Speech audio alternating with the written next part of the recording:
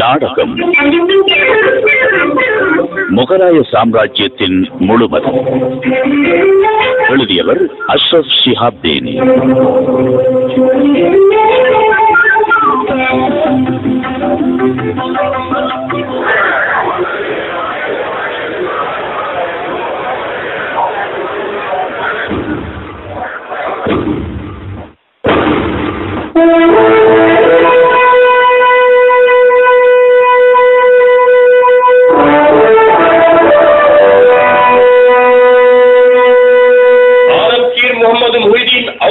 பாதுஷா சபைக்கு வருகிறார்கள்.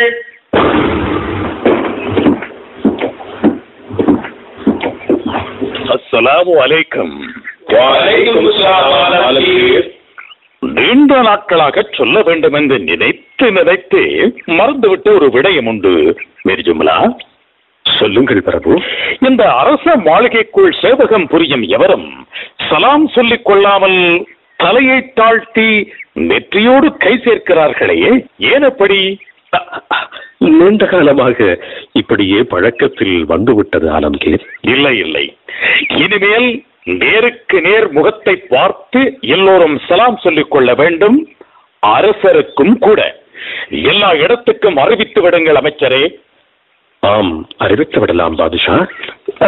காலையில் சுபகு தொழுகைக்கு பள்ளிவாசல் சென்றிருந்தேன். அங்கே இருந்த விரிப்புகளில் ஒன்று கிழிந்து பெரிய ஓட்டை விழுந்திருக்கிறது. எனது கண்ணில் அது பட்டுவிடாமல் ஒருவர் அதை மறைத்ததை கண்ணுற்றேன். அரசருக்கு மரியாதை அரண்மனையில் மாத்திரம்தான். பள்ளிவாசல்களில் நாம் எல்லோரும் அல்லாவின் அடிமைகள் அல்லவா? ஆமாம் பாதுஷா. புது விரிப்பு ஒன்றை பள்ளிவாசலுக்கு அனுப்பி வையுங்கள் மிர்ஜுமலா. அனுப்பி விடுகிறேன் ஆலம்கீர். அமைச்சரே, இன்றிலிருந்து மாளிகைக்குள்ளும் அரசவைக்குள்ளும் அரசு சார்ந்த எல்லா இடங்களிலும் சில நடைமுறைகளில் மாற்றத்தை அறிவிக்கிறேன். சொல்லுங்கள் ஆலம்கீர். இனிமேல் உப்பரிகையில் நின்று அரசர் மக்களுக்கு தரிசனம் தரமாட்டார். அரசர் தரிசனம் தரும் வரை பலர் தமது வேலைகளை விட்டு காத்து நிற்பது எனக்கு உகந்ததாகப்படவில்லை. அரசருக்கு அவசர கோரிக்கைகளை விடுக்க விரும்புகிறவர்கள் தமது கோரிக்கைகளை எழுதி கட்டி அனுப்பும் வகையில் உப்பரிகையிலிருந்து நீளமான நூல்களை தொங்கவிடுங்கள். அவசரமற்றவர்கள் வலிமை போல் அரசவைக்கு வரட்டும். செய்துவிடலாம் பாதுஷா. சியால்கோட் அப்துல்லா ஹசரத் குடும்பத்துக்கான உபகார தொகை அனுப்பப்பட்டு விட்டதா? அனுப்பியாகிவிட்டது பாதுஷா. மிர்ஜுமலா, நாட்டில் ஆங்காங்கே உடன்கட்டை ஏறும் பழக்கம் தொடர்வதாக எனக்கு காதை செய்திகள் எட்டத் தொடங்கி இருக்கின்றன. இன்றிலிருந்து இந்த நிமிடத்திலிருந்து உடன்கட்டை ஏறும் நிகழ்வுகளில் ஈடுபடுவோராக இருந்தாலும் அதை சம்பிரதாயமாக ஏற்று செயல்படுவோராக இருந்தாலும் எல்லோரும் மிக கடுமையாக தண்டிக்கப்படுவார்கள் என்ற அரசாணையை பிறப்பித்து அறிவித்து விடுங்கள். பாதுஷா, இதை ஒரு குழுவினர் பாரம்பரியமாக செய்து வருகிறார்கள். நாம் அதில் அறிவேன். ஆனால் ஆப்கானில் இருந்து தக்கணம் வரை பறந்திருக்கும் நமது ஆட்சிக்குள் வாழும் அனைவருக்கும் நான் தானே மன்னர். இந்த பெருநிலப்பரப்புக்குள் வாழும் அனைத்து மக்களுக்கும் நான் தானே பொறுப்பாளி. இவர்களை நான் எவ்வாறு பாதுகாத்தேன், எவ்வாறு நடத்தினேன் என்று அல்லாஹ்விடம் பதில் சொல்லும் பொறுப்பு எனக்குத்தானே பிரிஜுமுல்லா உள்ளது. பெண்கள் உடன்கட்டை ஏறுவதை நான் அனுமதிக்க முடியாது. இது கடும் சட்டம். அறிவித்து விடுங்கள். ஆகட்டும் ஆகட்டும் ஆலம்கீர். அவ்வளவுதான். சபை கலைகிறது.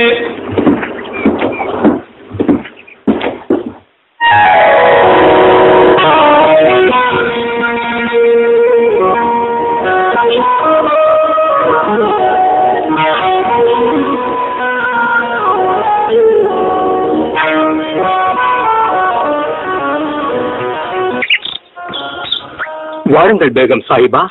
ஆலம்கீர் இப்போதுதான் மாலை தொழுகையை நிறைவேற்றிவிட்டு ஆறுதலாக அமர்ந்திருக்கிறார்கள். அப்படியா? நல்லதாய் போயிற்று.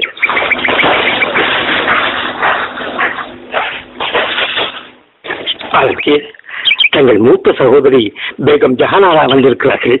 பாதுஷாவை சந்திக்க வேண்டும் என்று சொல்கிறார்கள். உடனே வரச் சொல்லாயா பேக்? அவர்களை கண்ணியத்துடன் அழைத்து வா.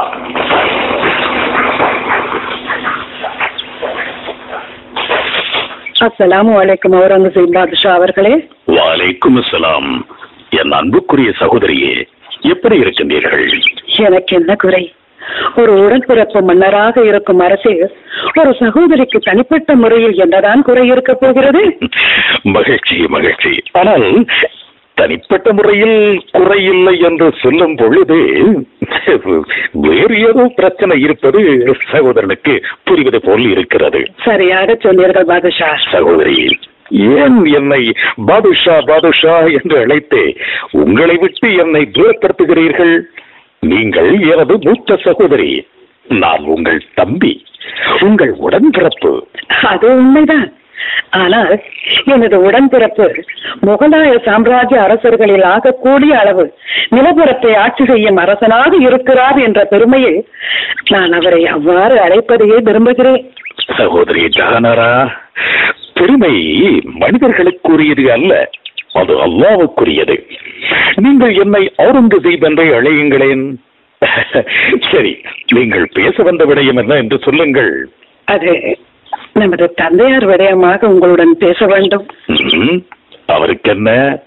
அவரது எல்லா நலன்களையும் கவனித்துக் கொள்ளுமாறு உங்களுக்குத்தானே சொல்லி இருக்கிறேன். அவற்றை மேற்கொள்வதற்குரிய எல்லா அதிகாரங்களையும் உங்களுக்கு தந்திருக்கின்றேனே. அப்புறம் இன்னும் என்ன? ஆக்ரா கோட்டையில் இருப்பதில் அவருக்கு என்ன பிரச்சனை? நமது தாயார் அடங்க பெற்றிருக்கும் தாஜ்மஹாலை பார்த்து கொண்டிருக்க அவரால் முடியவில்லை. எத்தனை வருடங்களாக அதையே விரித்து பார்த்தபடியே தானே அங்கே காலம் கழித்துக் கொண்டிருந்தார். பிள்ளடாகியும் மயிர்கள் நரைத்து நிற்க முடியாத நிலை வந்தும் கூட அதையே பார்த்து கொண்டிருக்க வேண்டும் என்று இந்த மனிதர் ஏன் அடம் பிடிக்கிறார்? என்ன செய்வது என்று எனக்கும் புரியவில்லை. அவரை பார்க்கும் போது வேதனையாக இருக்கிறது. அவரை அந்த இடத்திலிருந்து நகர்த்த முடியாது. ஒன்று செய்யுங்கள், ஒரு பெரிய நிலை கண்ணாடி கொண்டு வந்து அதிலே தாஜ்மஹல் அவருடைய பார்வைக்கு தெரியுமாறு ஏற்பாடு செய்யுங்களேன். இன்னொரு விடயம் இருக்கிறது. அவர் தனது கடைசி ஆசை என்று ஒரு வேண்டுகோள் விடுத்திருக்கிறார். என்ன அது? தாயாரின் கபரை தாஜ்மஹால் ஆக்கியது போல தான் அடக்கம் செய்யப்படும் இடத்திலும் ஒரு மகள் கட்டப்பட வேண்டும் என்கிறார். என்ன? தாஜ்மஹல் வெண்சலவை கல்லால் அமைக்கப்பட்டது மாதிரி கருப்பு நிற சலவை கற்களால் அது அமைய வேண்டும் என்கிறார். மன்னர் ஷாஜஹானுக்கு புத்தி பேதலித்து விட்டது என்று நினைக்கிறேன். இல்லை, தெளிவாகத்தான் இருக்கிறார். அதுவும் யமுனை ஆற்றின் அடுத்த பக்கத்தில் தாஜ்மஹலுக்கு நேராக கட்டப்பட வேண்டுமா? யாருடைய பணத்தை கொண்டு அதை கட்டுவது? இது என்ன கேள்வி?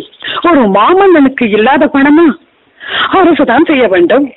தான் உயிருடன் இருக்கும் போதே கட்டிட பணிகள் ஆரம்பிக்கப்பட வேண்டும் என்று விரும்புகிறார். ஆக மக்கள் பணத்தில் மன்னர் ஷாஜஹான் கருப்பு கல்லறை அமைக்க விரும்புகிறார்.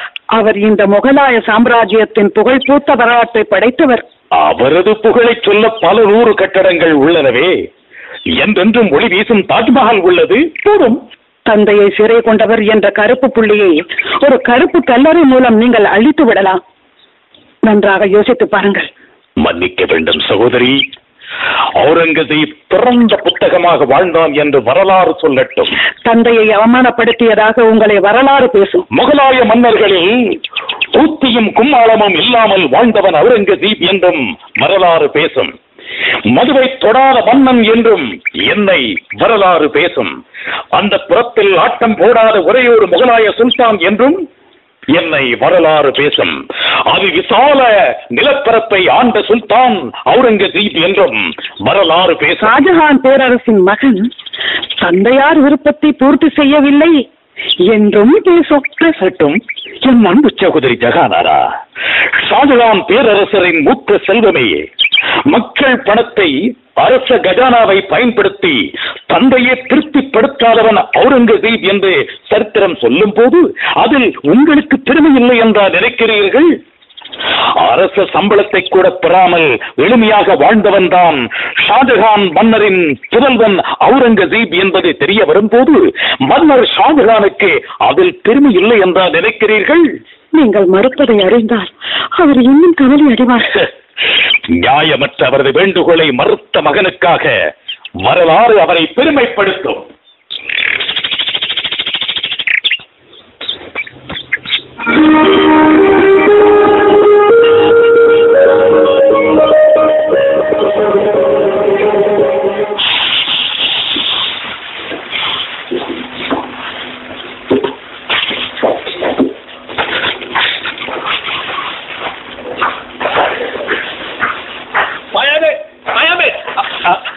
வரலாம் இளவரசரே. இங்கே வாரும். நான் தங்களுக்கு என்ன செய்ய வேண்டும் இளவரசரே? அவசரமாக எங்கே செல்கிறீர்? கையில் உள்ள பையில் என்ன வைத்திருக்கிறீர்? நான் அரண்மனை கடைத்தெருவுக்கு செல்கிறேன் இளவரசரே. அவசரமாக திரும்ப வேண்டும். ஆலம்கீர் அழைக்கும் குரலுக்கு பதில் சொல்ல நான் உடனே திரும்ப வேண்டும். நான் தங்களுக்கு ஏதாவது உதவி செய்ய வேண்டுமா? பார்த்தாயா, கையில் உள்ள பையில் என்ன இருக்கிறது என்று நீர் எனக்கு சொல்லவே இல்லை. இவை ஆலம்கீருடையவை. என்ன? அவற்றை நான் பார்க்க வேண்டுமே. இளவரசே, இவை பாதுஷா அவர்கள் தமது கைப்பட எழுதிய குர்ஆன் பிரதிகள். தமது கையால் பின்னிய தொப்பிகள் இவை. ஆயாபே, அரண்மனையில் என்ன நடக்கிறது? தொப்பி பின்னி குர்ஆன் பிரதி எழுதி விற்று பணம் சேர்க்கும் கை சேதமா இந்த அரசுக்கும் அரசருக்கும் நேர்ந்துள்ளது. இதில் என்ன தவறு இருக்கிறது இளவரசே? பாதுஷா தமது ஓய்வு நேரத்தில் குர்ஆன் பிரதி எழுதுகிறார், தொப்பி பின்னுகிறார். அதில் பிரச்சனை இல்லை ஆயாபேக். ஆனால் இதை விற்று பிழைக்கும் அவசியம் என்ன அவருக்கு? இது வெளியில் தெரிய வரும் என்றால் அவமானமாக இருக்காதா? இளவரசே, அவர் இட்ட கட்டளை சரியாக செய்வதே என் பணி. என்னை நீங்கள் மன்னிக்க வேண்டும். வினா தொடுப்பது எனது வேலை அல்லவே. நீங்கள் கட்டளை தலைமப்பைத்தான் உங்களிடம் நான் திருப்பி கேட்க முடியாது. சரி, நீர் போகலாம்.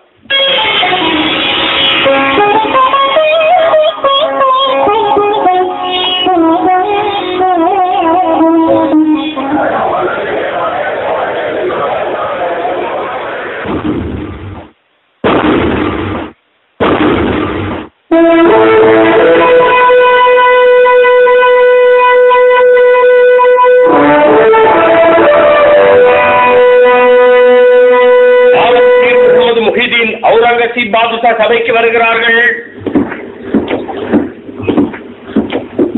அஸ்ஸலாமு அலைக்கும். வலைக்கும் ஸலாம். ஆரம்பிக்கலாம். நமது தென்பகுதி ஆளுநராக இருந்தவர் ஒரு அழகிய அன்பளிப்பு பொருளை பாதுஷாவுக்கு அனுப்பி வைத்துள்ளார்கள். யார்? நமது அன்புக்கும் மரியாதைக்கும் உரிய வள்ளல் சீதாக்காரி அவர்களா? பார்க்கலாம், கொண்டு வாருங்கள். இதோ அழகிய முத்துக்களால் செய்யப்பட்ட தஸ்பீஹ் மாலையால். ஓ, அழகாக இருக்கிறது. அவருக்கு எனது மகிழ்ச்சியையும் அன்பையும் நன்றியையும் தெரிவித்து விடுங்கள் அமைச்சரே. கிழக்கிந்திய கம்பெனி விடயமாக ஞாபகமூட்டச் சொன்னீர்கள் ஆலம்கீர். ஆமாம், ஆங்கிலேயர் நடத்தும் கிழக்கிந்திய கம்பெனியில் மிக மோசமான நபர்களும் இருக்கின்றார்கள்.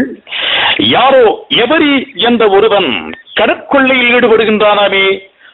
கரை பிரதேசங்களில் இருந்து தொடர்ந்து முறைப்பாடுகள் வந்து கொண்டிருக்கின்றன.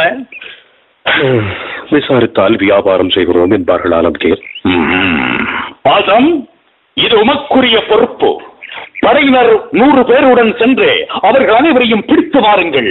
பிடித்து வந்து சிறையில் அடையுங்கள். கிழக்கிந்திய கம்பெனி மொத்தமாக மூடச் சொல்லுங்கள். வியாபாரம் செய்ய வந்தால் நமது சட்டங்களுக்கும் ஒழுங்குக்கும் கட்டுப்பட்டு செய்யட்டும். இல்லையேல் மூடிவிட்டு போகட்டும். நாம் மூடிவிட்டு செல்ல உத்தரவிடலாமே. எதற்கு அவர்களை பிடித்து அடைக்க வேண்டும் பாதுஷா?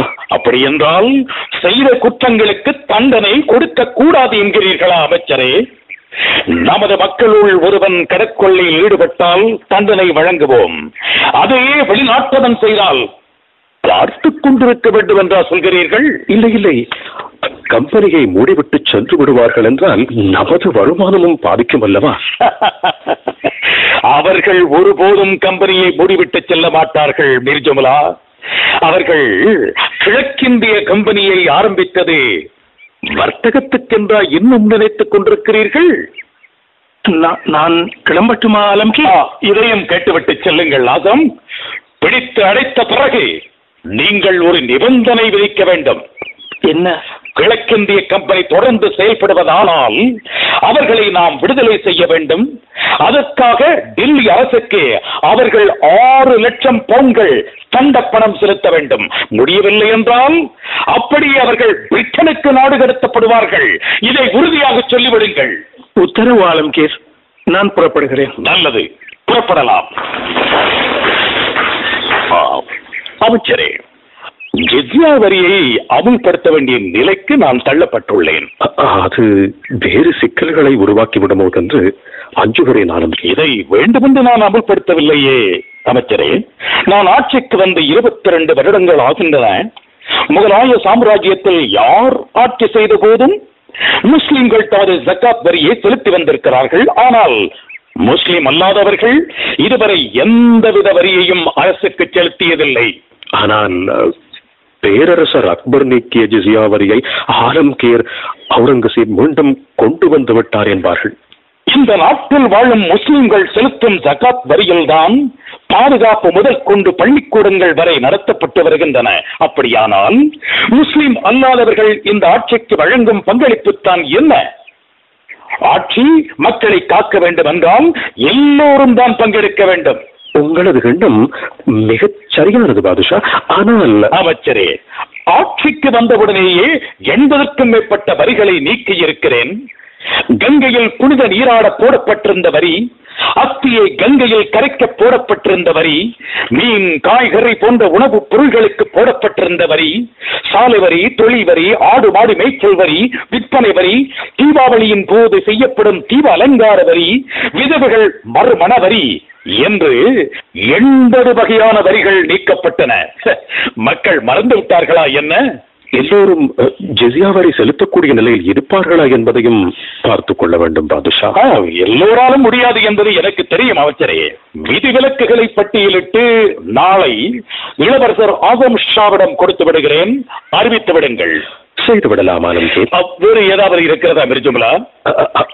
ஒரு முக்கியமான தகவல் வந்திருக்கிறது ஆலம்கீர். என்ன அது? நமது இசைவாளர்கள் 2 இடங்களில் ஆர்ப்பாட்டம் நடத்தியிருக்கிறார்கள். நீங்கள் அவர்களை கலைத்து துரத்தி விட்டீர்களாம். மக்கள் வரி செலுத்துவார்களாம். அந்த பணத்தில் தினமும் அவர்கள் அரண்மனையில் பாட்டு கச்சேரி நடத்துவார்களாம். அதை மன்னர் அனுமதித்துக் கொண்டிருக்க வேண்டுமாம். அப்படித்தானே? அரண்மனை என்றால் இதுவெல்லாம் சகஜம் என்று நீங்கள் சொல்கிறீர்களா? அவர்கள் சொல்கிறார்களா? இல்லை ஆலம்கீர், அவர்கள் தான் சொல்கிறார்கள். மக்களுக்காக நடத்துகிறார்கள் என்றால் மக்கள் மத்தியில் சென்று நடத்த சொல்லுங்கள். அரசருக்கு அந்த கச்சேரிக்கு அவசியம் இல்லை, அரண்மனைக்கும் தேவை கிடையாது. சபை கலைகிறது.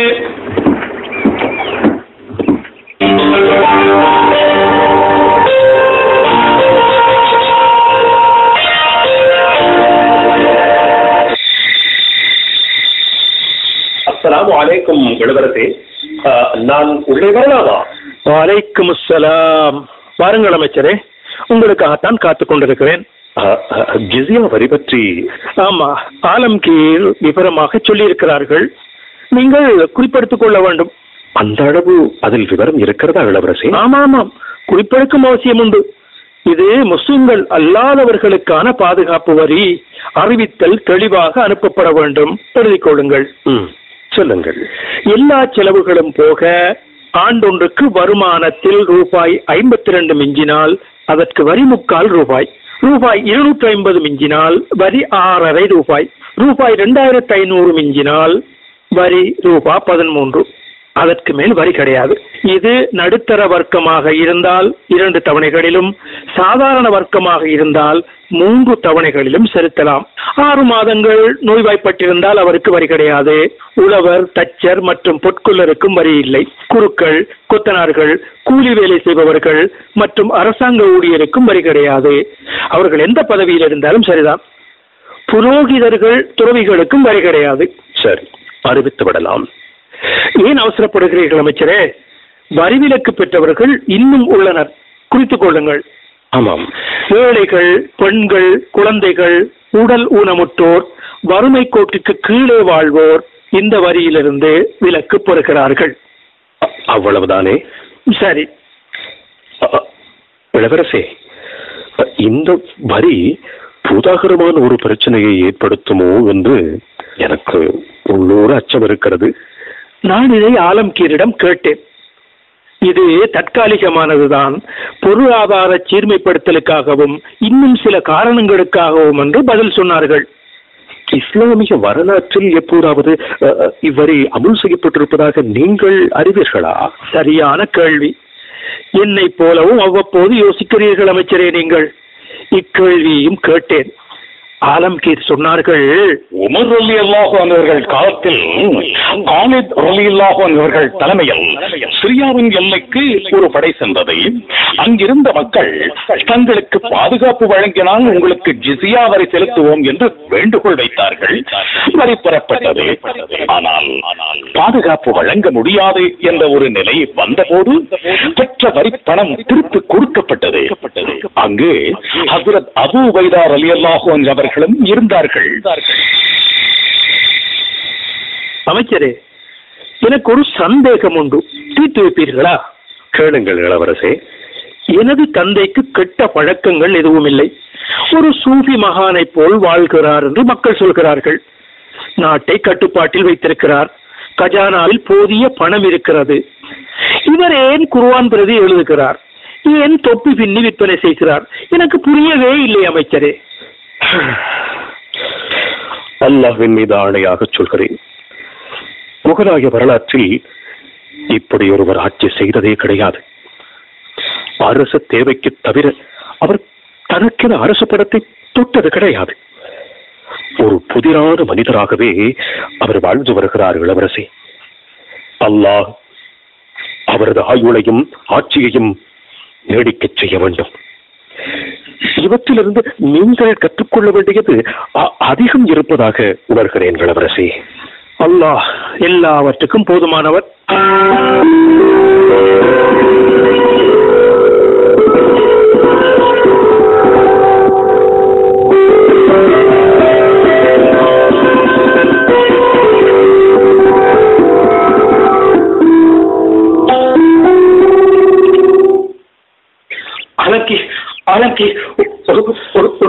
கட்டி செய்தி.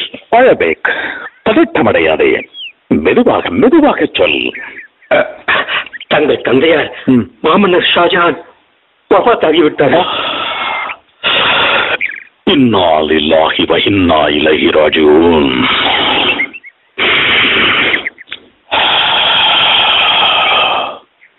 குல்லு நஃப்ஸின் தாயிகத்துல் மௌத்.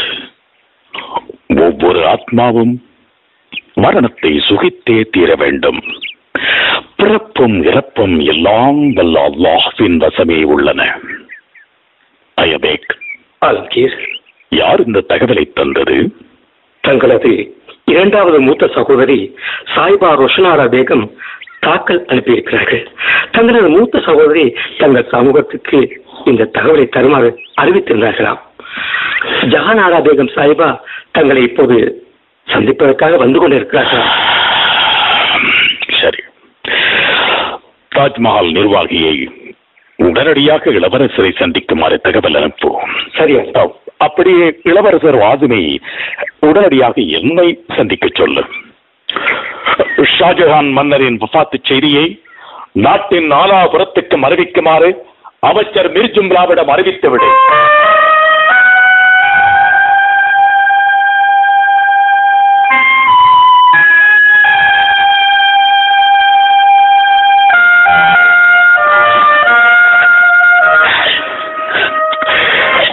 நீங்கள் அழுகையை முதலில் நிறுத்துங்கள். தாயாரின் மறைவுக்கு பின்னர் நீங்கள் தான் எங்கள் எல்லோருக்கும் தாயாராக இருக்கின்றீர்கள். நீங்கள் என் முன்னால் அழுது கொண்டிருப்பதை என்னால் சகிக்க முடியவில்லை. என்ன ஏற்பாடுகளை செய்திருக்கிறீர்கள்? என்னென்ன செய்ய வேண்டும் என்று எதிர்பார்க்கிறீர்கள்? இது ஒரு அரசு நிகழ்வாக இருக்க வேண்டும். நிச்சயமாக.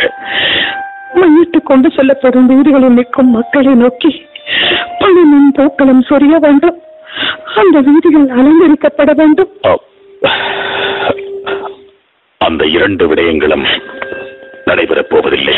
இது என்ன சொல்கிறீர்கள்? ஒரு மனிதனின் மரணம் கொண்டாடப்படத்தக்கது அல்ல.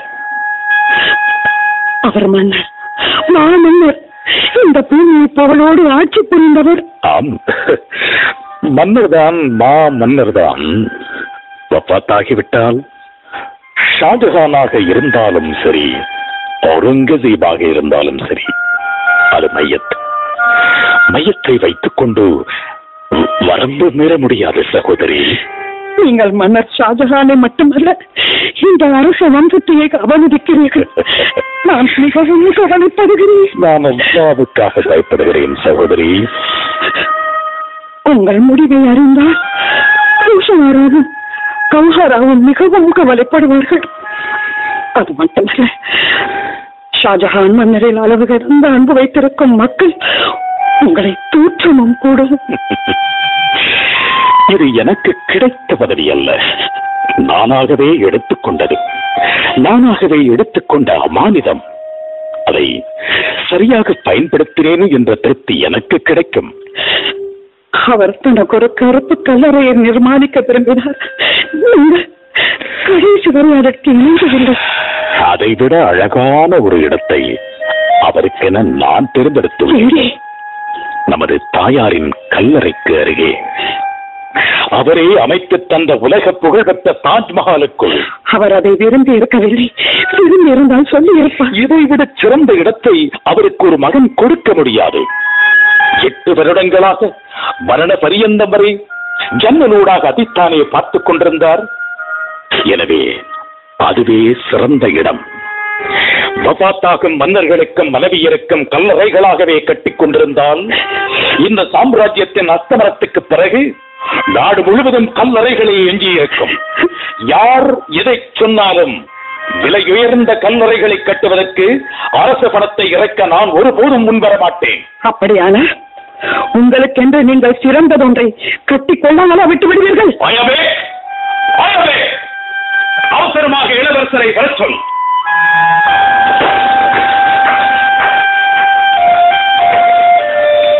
இதோ பாருங்கள், என் தாய்க்கு தாயான சகோதரி, நான் மரணத்தை எந்த நிமிடமும் அணைத்துக் கொள்ள தயாராக இருக்கிறேன். எனது உயிரை நான் எப்போதோ எழுதிவிட்டேன். ஆலம்கீர் அழைத்தீர்களா? இங்கே வா, அந்த பெட்டிக்குள் இருக்கும் தாள்களை எடு.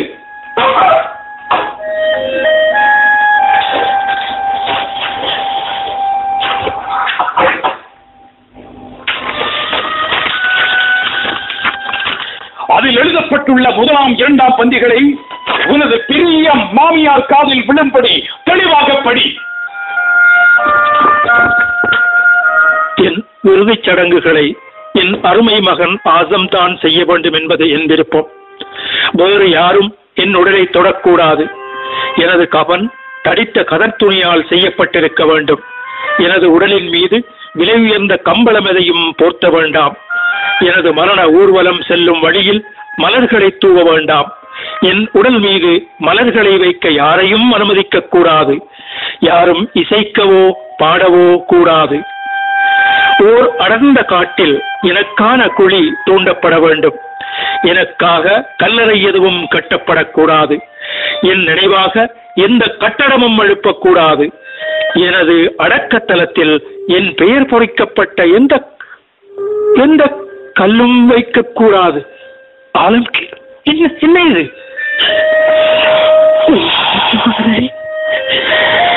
நான் புறப்படுகிறேன். சகோதரி, கொஞ்சம் பொறுங்கள். இன்னும் ஒரு பகுதியை கேட்டுவிட்டு நீங்கள் புறப்படலாம். 5வது பந்தியை படி. என் பணியால் ஆயா பேக்கிடம் என் பணப்பை உள்ளது. அதில் கவனமாக சேமித்து வைத்த சிறிதளவு பணம் உள்ளது. எனக்கு ஓய்வான நேரத்தில் நான் குர்ஆன் பிரதிகளை கையால் எழுதி கொடுத்தேன். தொப்பிகள் தைத்தேன். அந்த தொப்பிகளை விட்டு நான் நேர்மையாக சம்பாதித்த பணம் தான் அது. அந்த பணத்தில் தான் கபன் துணி வாங்கப்பட வேண்டும். இந்த பாவியின் உடலை மூட வேறு எந்த பணமும் செலவிடப்படக்கூடாது. இது விருப்பம்.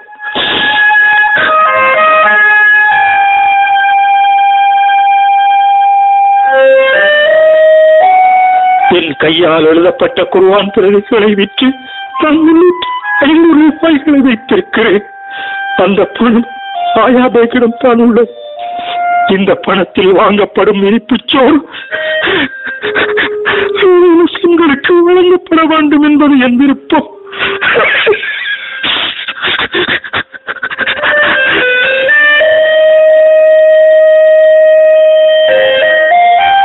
உம்முடைய மிக எளிமையான அடக்கவிடம், அலங்காரம் செய்த கட்டடம், எழுப்பப்படாத சமாதி ஆகியன உலகை ஆட்சி செய்த பேரரசர்களில் நீரே உயர்ந்தவர் என்பதற்கு சான்று பகர்கின்றது. அல்லாமா முகமது இக்பால்.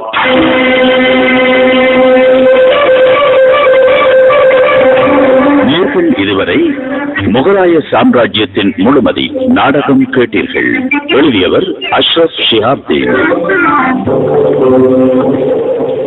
பங்கு பற்றியவர்கள் VH அப்துல் ஹமீத், கலாபூஷணம், மஹதி ஹசன் இப்ராஹிம், அஷ்ரப் ஷிஹாப்தீன், அஸ்மி சாலி, சவுத்துல் அந்தலிப் நூர்ஜஹான் மர்சூக்.